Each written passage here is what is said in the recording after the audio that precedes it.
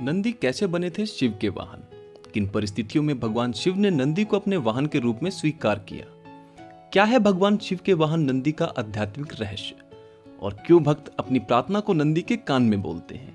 इसके पीछे की कहानी और इन सभी बातों का जवाब हम आपको आज इस वीडियो में देने वाले हैं। तो चलिए दोस्तों, बिना किसी देरी के चलते हैं आगे इस वीडियो की ओर। दोस्तों, अक्सर देखा जाता है कि शिव की मूर्ति के सामने या उनके मंदिर के बाहर उनके वाहन नंदी की मूर्ति स्थापित होती है। नंदी बैल को पुराणों में भी विशेष स्थान दिया गया है। नंदी अपने ईश्वर शिव का केवल एक वाहन ही नहीं, बल्कि उनके परम भक्त होने के साथ साथ उनके साथी, उनके गणों में सबसे ऊपर और उनके मित्र भी हैं।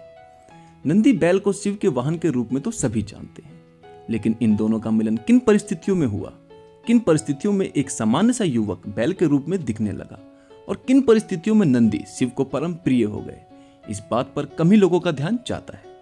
चलिए हम आपको बताते हैं नंदी बैल का वह आध्यात्मिक रहस्य। दोस्तों, इस कहानी की शुरुआत होती है शिलाद ऋषि से। पुराणों के अनुसार एक बार ब्रह्मचारी व्रत का पालन करते हुए शिलाद ऋषि को यह भय सताने लगा कि उनकी मृत्यु के पश्चात उनका पूरा वंश समाप्त हो जाएगा। इसलिए उन्होंने एक बच्चे को गोद लेने का निर्णय किया। लेकिन शिलाद ऋषि को किसी आम बच्चे को नहीं, बल्कि एक ऐसी संतान को अपनाना था जिसके साथ भगवान शिव का आशीर्वाद हो और वो असामान्य रूप से आध्यात्मिक हो।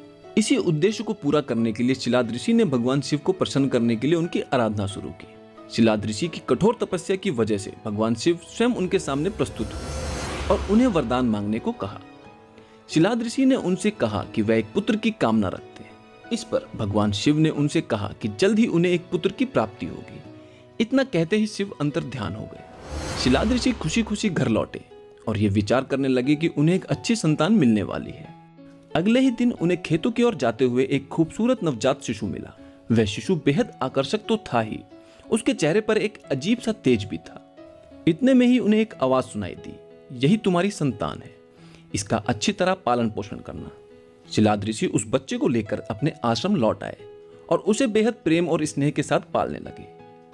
इस बच्चे का नाम उन्होंने नंदी रखा, जो बचपन से ही आध्यात्मिक और अपने पिता का आदर करने वाला था। शिलाद अपनी इस संतान से बेहद ही प्रसन्न थे। शिलाद ने नंदी को वेदों के साथ साथ नैतिक शिक्षा का भी अच्छा ज्ञान दिया था। कुछ सालों बाद शिलाद ऋषि के आश्रम में दो संत पधारे, जिनका नाम था मित्र और वरुण। शिलाद ने अच्छी तरह उनकी आवभगत की और उन्हें पेट भर भोजन कराया। नंदी ने भी अपने पिता के कहने पर उन संतों का खूब ध्यान रखा और किसी भी प्रकार की शिकायत का अवसर नहीं दिया। जाते समय मित्र और वरुण ऋषि बहुत प्रसन्न थे। वह अपने साथ हुए व्यवहार से काफी संतुष्ट थे। ऋषियों के प्रस्थान करने से पहले शिलाद और नंदी ने उनका आशीर्वाद लिया। जब शिलाद ऋषि ने उन साधुओं को प्रणाम किया, तब उन दोनों ने उन्हें लंबे और खुशहाल जीवन का आशीर्वाद दिया।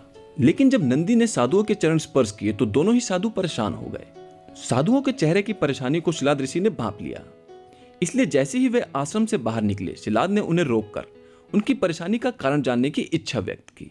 शिलाद ने उन साधुओं से पूछा कि उन्होंने नंदी को लंबी उम्र का आशीर्वाद क्यों नहीं दिया।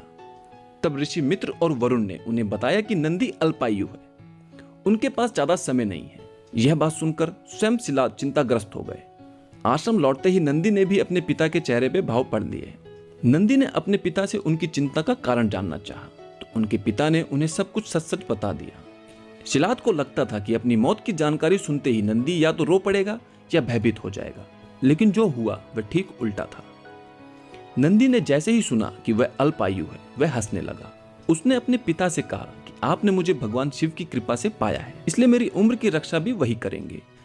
नंदी का कहना था कि जो लोग भगवान शिव की आराधना करते हैं, उन्हें कोई तकलीफ छू भी नहीं सकती।